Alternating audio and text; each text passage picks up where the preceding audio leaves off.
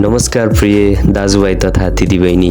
कल्पना गर्नुहोस् एउटा सानो बच्चा हिँड्न सक्दैन, ऊ बारम्बार लड्छ, कहिलेकाहीँ रुन्छ पनि, तर उसको बुबा वा आमाले के भन्नुहुन्छ, अब तिमी मेरो छोरा छोरी होइनौ भनेर छोडिदिनुहुन्छ र? होइन, बरु फेरि उठाउनुहुन्छ, हात समात्नुहुन्छ, हिँड्न सिकाउनुहुन्छ। परमेश्वरको प्रेम पनि ठ्याक्कै त्यस्तै हो।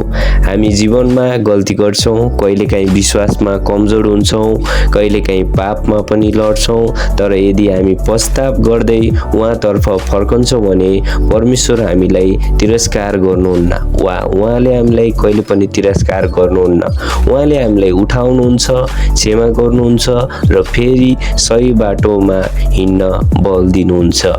येशू ख्रीष्टले पनि यही प्रेम देखाउनु भयो। उहाँले सिद्ध मानिसहरूलाई मात्र होइन, तर पापी, बिरामी, तिरस्कृत र आशाहीन मानिसहरूलाई पनि प्रेम गर्नुभयो। उहाँको प्रेमले उनीहरूको जीवन परिवर्तन गर्यो। आज तपाईले आफूलाई एक्लो, अस्वीकार्य गरिएको वा अयोग्य महसुस गरिरहनु भएको हुन सक्छ, तर परमेश्वरको सन्देश स्पष्ट छ कि परमेश्वर भन्नुहुन्छ, म तिमीहरूलाई प्रेम गर्छु र म तिमीलाई कहिल्यै त्याग्ने छैन।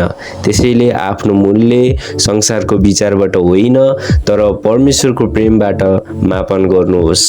उहाँको प्रेमले तपाईलाई नयाँ आशा, नयाँ शक्ति, नयाँ सुरुवात दिन सक्छ।